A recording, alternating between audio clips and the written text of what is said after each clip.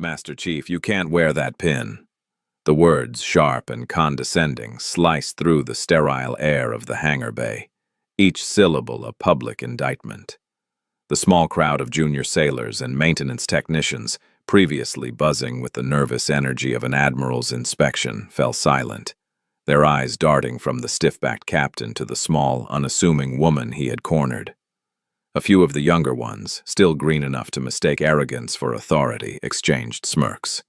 A nervous titter rippled through the group and then died, smothered by the cavernous quiet of the space. They laughed. But the woman, Master Chief Petty Officer Evelyn Morgan, offered no reaction. She did not flinch. She did not scowl. She did not even meet the captain's gaze. Her own eyes, the color of a storm-tossed sea, remained fixed on the intricate diagnostic panel of the F-35C Lightning II before her. Her hands, small and scarred with the fine silver lines of a lifetime spent with wire and steel, continued their methodical work, wiping a clean, lint-free cloth over the console screen with a practiced, almost reverent slowness. Her silence was a wall, a fortress of calm against which the captain's indignation crashed and broke. In the background, standing near the massive hangar doors with his small entourage, Admiral Thorne watched, his face an unreadable mask of weathered discipline. He saw the captain, puffed up with the self-importance of his fresh command, and he saw the Master Chief, a study in absolute composure. But when the Admiral saw her stance, the subtle, perfectly balanced way she stood, a flicker of something ancient and powerful stirred in his memory.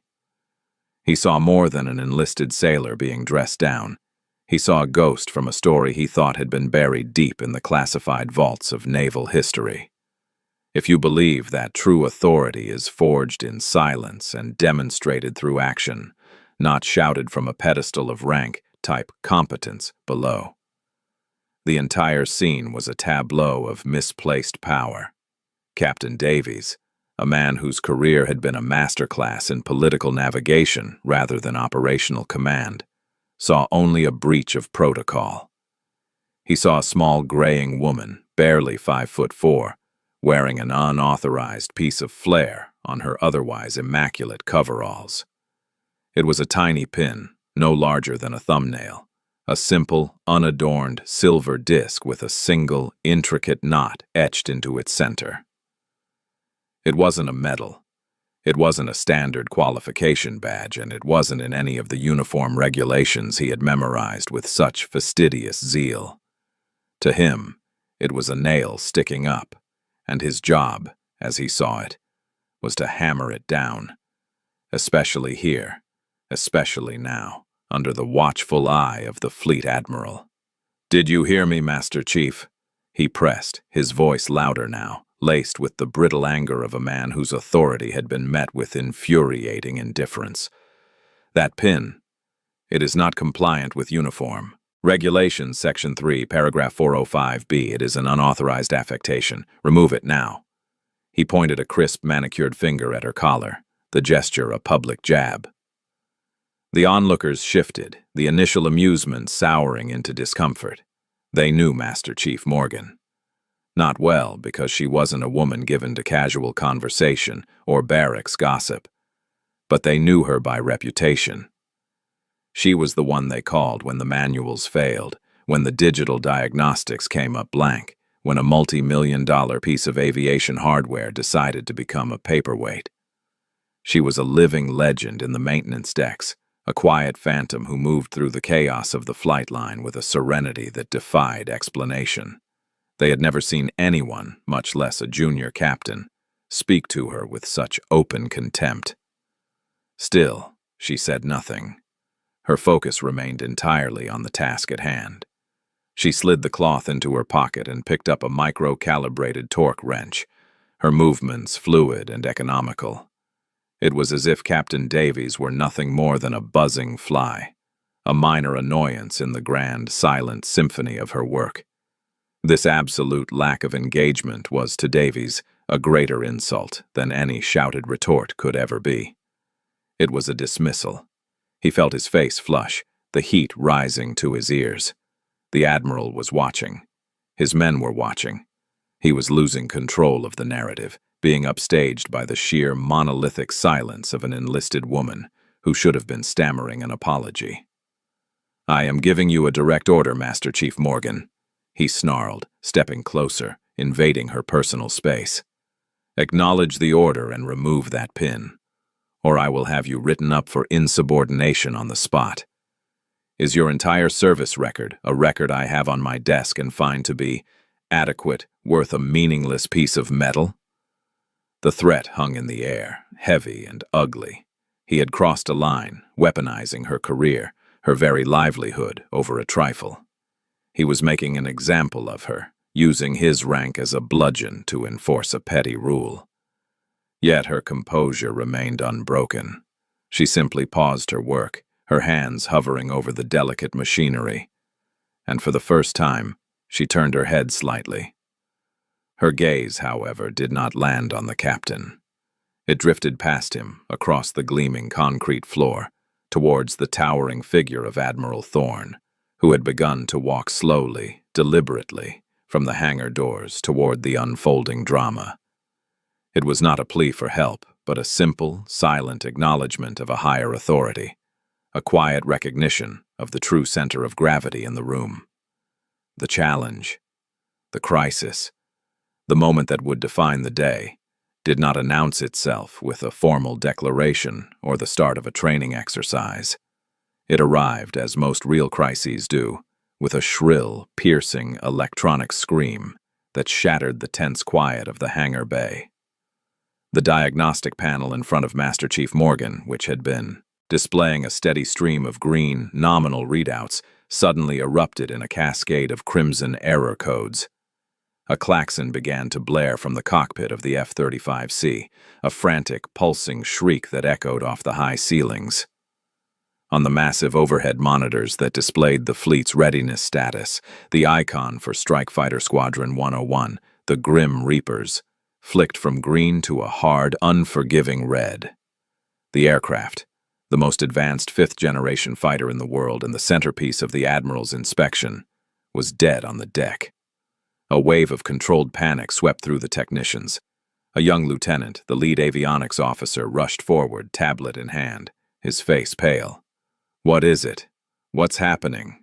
Captain Davies barked, turning his fury from Morgan to the new, more pressing emergency.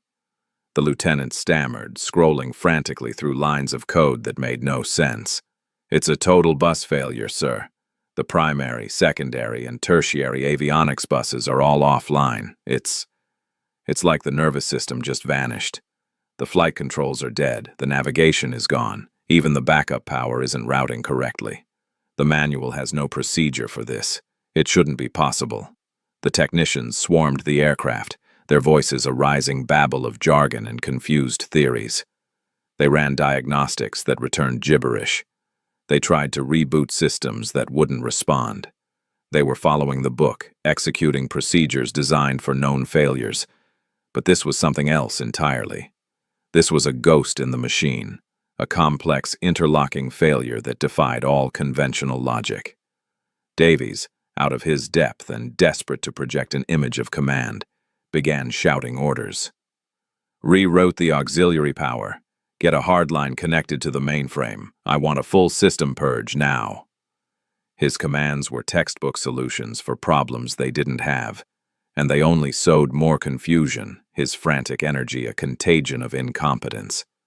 Amidst the escalating chaos, Morgan remained an island of stillness. She had not moved when the alarms first blared. She simply watched the error codes scroll past on her screen. Her eyes narrowed, not in confusion, but in a kind of grim recognition.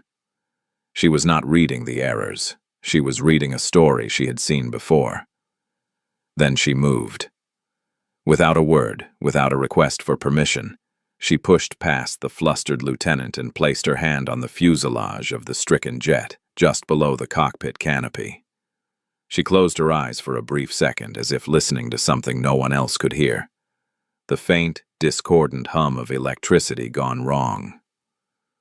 Her other hand went to a small pouch on her belt and retrieved not a complex digital tool, but a simple, insulated screwdriver and a small, custom-made jumper wire with two gleaming alligator clips. The action was so simple, so analog. It was utterly jarring against the backdrop of the billion-dollar technology surrounding her. "Master Chief, what do you think you're doing?" Davies yelled, his attention snapping back to her. "Get away from that aircraft. Follow procedure." She ignored him completely. Her movements were a study in focused, rhythmic precision. She used the screwdriver to pop open a small, unmarked maintenance panel near the forward landing gear, a panel not listed on any of the standard schematics. Inside, a dense nest of wires and fiber optic cables pulsed with a faint, erratic light. The young technicians stared, baffled. They had never been trained to access that compartment. It was sealed at the factory level, designated as a non-serviceable unit. But Morgan's hands moved with the familiarity of a concert pianist playing a well-known sonata. She didn't hesitate. She didn't consult a manual. She knew the landscape of that hidden circuitry by heart. Her left hand held the jumper wire with surgical steadiness, while her right hand deftly separated two specific wires from the chaotic bundle. One thick and coated in black insulation, the other a hair-thin strand of fiber optic cable. The air crackled with tension. The alarms still screamed. The technicians and officers stood frozen, watching a single, silent woman perform forbidden surgery on the most sophisticated weapon system on the planet.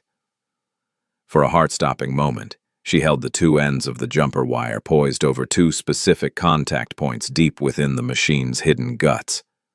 It was an act that defied every protocol, every safety warning, every line of code in the maintenance software. It was an act of pure, instinctual, and terrifying competence. Then, with a firm, decisive click, she connected the wire. The effect was instantaneous and absolute. The piercing klaxon cut off abruptly, plunging the hangar into a deafening silence.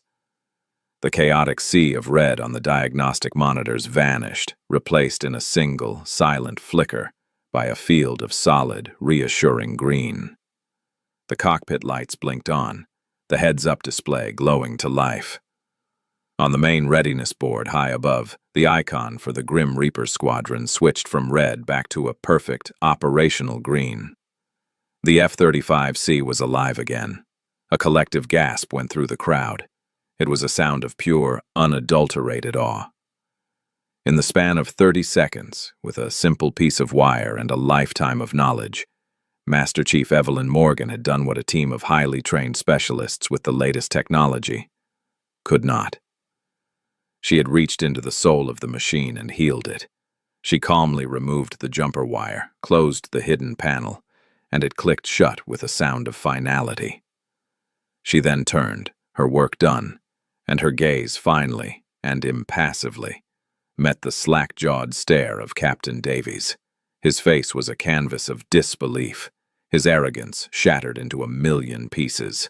"No way," the young lieutenant whispered into the profound quiet. That's not possible." The silence that followed was heavier and more profound than the noise it had replaced. It was a vacuum filled with the weight of 100 unasked questions and one undeniable truth. The authority in the room had just shifted, not through a change of rank, but through a demonstration of impossible skill. Captain Davies stood speechless, his mouth slightly agape. The orders he had been barking moments before now seemed like the foolish shouts of a child in the presence of a master artisan. He stared at the restored green lights, then at the small, unassuming woman, who now stood quietly wiping her hands on a rag, her composure as unshakable as it had been during his tirade. His entire worldview, a rigid structure built on regulations, protocols, and the clear hierarchy of rank, had been demolished. He had witnessed something that his understanding of the world could not process. It was into this charged silence that Admiral Thorne finally stepped.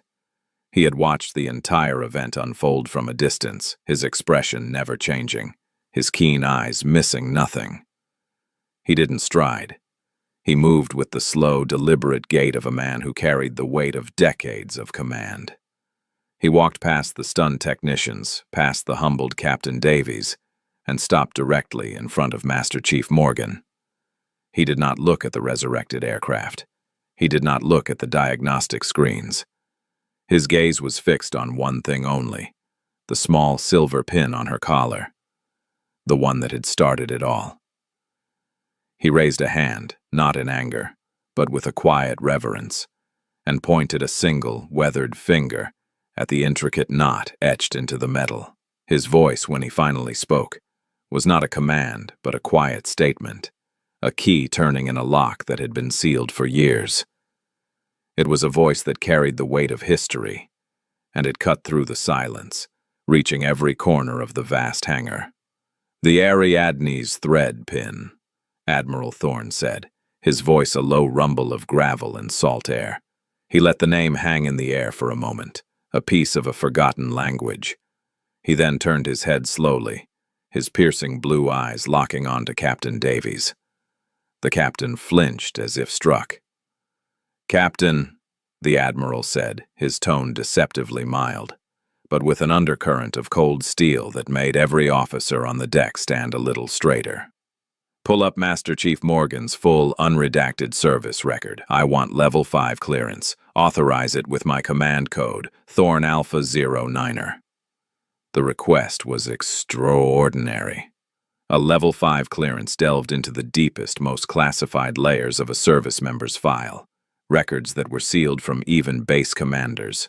Davies, fumbling with his tablet, his hands shaking slightly, punched in the codes. He had to override 3 separate security warnings to proceed. The file opened, and a long list of commendations and service history appeared. But at the very bottom was a sealed addendum, flagged with a symbol he had never seen before. A stylized labyrinth. At the Admiral's nod, he opened it. The silence in the hangar deepened as Davies began to read, his eyes widening with each line. His face, already pale with shock, lost its remaining color. He began to read aloud, his voice barely a whisper at first, then growing stronger with horrified understanding. "Unit designation, Naval Aviation Advanced Weapons Skunk Works, Project Ariadne, 2005 to 2012. The name meant nothing to most, but the term Skunk Works sent a ripple of shock through the senior officers present. It signified a Black Ops research and development program operating outside the normal chain of command. Role: Lead Non-Commissioned Engineering Analyst, Primary Designer of the F-35C's Integrated Cerberus Avionics Bus, the very system that just failed. A collective murmur swept through the crowd. She hadn't just fixed the system, she had designed it. Davies swallowed hard, his voice cracking as he continued. "Commendations. The Legion of Merit for the development of a manual override for the Cerberus system, preventing catastrophic airframe loss during initial prototype testing. The Navy and Marine Corps Medal for heroism, for entering a burning test cell to manually disengage a cascading power surge." The list went on. A litany of secret brilliance and quiet heroism, a career lived entirely in the shadows, a story of a woman who had built and saved the very foundations of modern naval aviation. The final entry was the key. Project Ariadne Decommission Award, the Ariadne's Thread, a unique commendation issued to the 5 founding members of the project team. A symbol of their ability to find a way through the labyrinth of impossible engineering problems. Awarded by order of the Secretary of the Navy. Its wear is authorized in perpetuity, superseding all standard uniform regulations. The tablet slipped from Captain Davies' nerveless fingers and clattered onto the concrete floor. The sound was like a gunshot in the silent hangar. The pin wasn't an unauthorized affectation. It was one of the rarest and most significant honors in modern naval history, a mark of genius known only to a handful of people at the highest levels of the Pentagon, and he had tried to order her to remove it in a fit of petty, public arrogance. Admiral Thorne let the weight of the revelation settle, letting the shame wash over Davies and the awe dawn on the faces of the young sailors. Then he did something that no one in that hangar had ever seen before, something that would become the stuff of legend. The four-star Admiral, a man who had commanded fleets and stood in the Oval Office, slowly and precisely brought his heels together. He raised his hand to his brow in a slow, perfect, formal salute. It was not the casual salute of a senior officer to a subordinate. It was a gesture of profound, unequivocal respect. An admiral saluting a Master Chief Petty Officer. "Master Chief Morgan," Admiral Thorne said, his voice clear and resonant. "My apologies for my captain's ignorance. It is an honor to have you serving in my fleet." He held the salute, his eyes locked on hers, a silent, powerful apology for the indignity she had suffered, and a profound acknowledgement of her true worth. Evelyn Morgan, for the first time that day, showed a flicker of emotion. A ghost of a smile touched the corners of her lips. She returned the salute with the crisp, economical precision that defined all her movements. "Thank you, Admiral," she said. Her voice was quiet, calm, and utterly devoid of triumph. The moment stretched, a living, breathing thing, burning itself into the memory of everyone present. The sight of a fleet admiral holding a salute for an enlisted sailor was a more powerful lesson in leadership than 1,000 lectures at the Naval Academy. It was a public and complete vindication, a realignment of the moral universe of the base. When the salutes were dropped, Thorne turned his gaze, now as cold and unforgiving as the North Atlantic, back to Captain Davies. "Captain," he said, his voice dropping to a dangerous whisper, "you are a commander of sailors, not just a manager of regulations. Your job is to know your people, not just their names and ranks, but who they are, what they have done. You confused the map with the territory. You saw a rule, and you failed to see the Titan standing right in front of you. You owe Master Chief Morgan an apology, and then you will report to my flag lieutenant. We are going to have a very long conversation about the difference between authority and leadership." Davies, his face ashen, could only stammer, "Yes, Admiral." "Understood, Admiral." He turned to Morgan, his entire posture changed. The arrogance was gone, replaced by a deep, gut-wrenching shame. "Master Chief," he began, his voice thick with emotion, I am sorry. My actions were inexcusable. I was wrong." Morgan simply looked at him, her sea-gray eyes holding a depth he was only now beginning to comprehend. She gave a single, short nod. It was not forgiveness. Not yet, but it was an acceptance. An acknowledgement that the lesson had been received. And for her, a quiet professional to her core, that was enough. The story of what came to be known as the Hangar Bay Salute spread not like wildfire, but like a rising tide, slow, inexorable, and unstoppable. It moved through the barracks in hushed, reverent whispers. It was typed into encrypted messages between sailors on ships half a world away. It became an anecdote told over beers in dimly lit bars in Norfolk and San Diego, each telling adding a thin new layer to the legend. The details were always the same: the arrogant captain, the impossible failure of the F-35, the silent Master Chief, the hidden panel, and the final, world-altering salute from the Admiral himself. It was more than just a story of vindication. It became a parable, a modern naval fable about the nature of respect. It was a lesson that rank was a placeholder for authority, but true authority was demonstrated competence.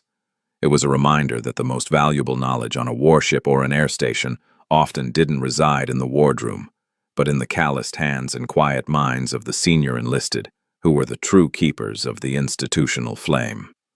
Captain Davies' transformation was as profound as it was public. The Admiral's very long conversation had clearly been a crucible. He returned to his duties, a changed man. The brittle arrogance was gone, replaced by a quiet, watchful humility. He was seen spending less time in his office and more time on the maintenance decks, not giving orders but asking questions. He started listening, truly listening, to his chiefs and petty officers. He learned their names, and he made it a point to learn their stories. He once approached Master Chief Morgan in the quiet of the early morning, before the hangar roared to life. He didn't offer another fumbling apology, but instead asked her a simple question about the resonant frequency of a turbine blade. She answered him with her usual concise, technical precision. It was the beginning of a new kind of relationship, one built on a foundation of hard-won respect. He had learned the lesson that some knowledge can't be found in a book. It has to be earned in grease and sweat and the quiet observation of a master at their craft. The event created its own artifacts, its own sacred relics. The small custom-made jumper wire Morgan had used was encased in a glass box and mounted on the wall of the squadron's ready room. Beneath it, a simple brass plaque read, "Think outside the manual." The unmarked maintenance panel on the F-35C, now officially designated the Morgan port, was incorporated into all future maintenance training, a physical reminder that the official schematics were not always the complete picture. Young airmen and newly minted ensigns would be brought to the hangar, and a grizzled senior chief would point to the box on the wall and tell them the story. They would be taught that the person with the most stripes on their arm or the most gold on their hat was not always the most important person in the room. They were taught to look for the quiet ones, the observers, the ones whose hands bore the scars of experience. Master Chief Morgan, for her part, remained unchanged by the sudden glare of notoriety. She deflected the praise and the awe with the same quiet stoicism with which she had weathered the contempt. She continued her work, her focus as singular as ever, but there was a subtle difference. She began to take a young, bright-eyed aviation electronics technician under her wing, a young woman named Petty Officer Sanchez who had watched the entire event with a look of pure wonder. Morgan would see her staying late, poring over old decommissioned manuals, trying to understand not just the how, but the why of the machines. One evening, Morgan walked over to Sanchez's workbench and, without a fataz word, placed an old leather-bound journal filled with hand-drawn schematics and handwritten notes in front of her. The Cerberus system wasn't born in a lab, Morgan said quietly, her first unsolicited words of mentorship. It was born in notebooks like this. The answers you're looking for aren't always on the screen. The legacy of that day was not the humbling of a captain, but the empowerment of a new generation of sailors who were being taught to value wisdom over rank and competence over charisma. A year passed, and the culture of Naval Air Station Oceana had undergone a subtle but significant sea change. The Morgan method, as it was now unofficially called, had seeped into the very marrow of the maintenance command. It was a philosophy that encouraged curiosity, that rewarded sailors for questioning the official procedures when their own experience told them something was wrong. It was a shift from a culture of rigid compliance to one of informed initiative. The mean time to repair critical systems dropped by nearly 30%. The squadron's readiness rates, already high, reached unprecedented levels. The base became a quiet model of efficiency, a place where the symbiotic relationship between officer and enlisted was not just a talking point, but a lived reality. Captain Davies, now a more seasoned and respected commander, made it a point to personally brief every new officer arriving at the station. He would stand them in front of the glass case in the ready room, the one containing the simple jumper wire, and he would tell the story. He never spared himself in the telling.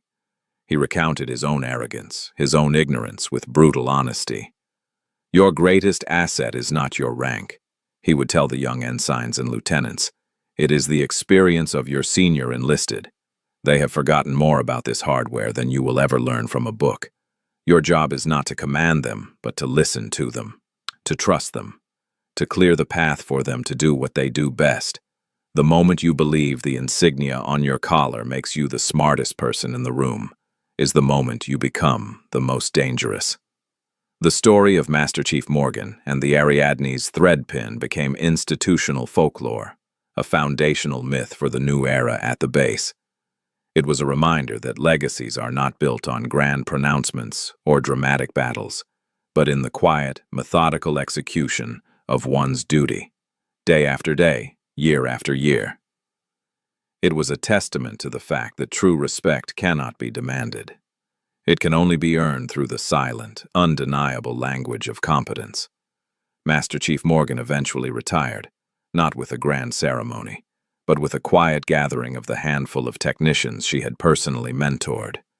There were no long speeches. She simply shook each of their hands, her gaze conveying a lifetime of trust and expectation.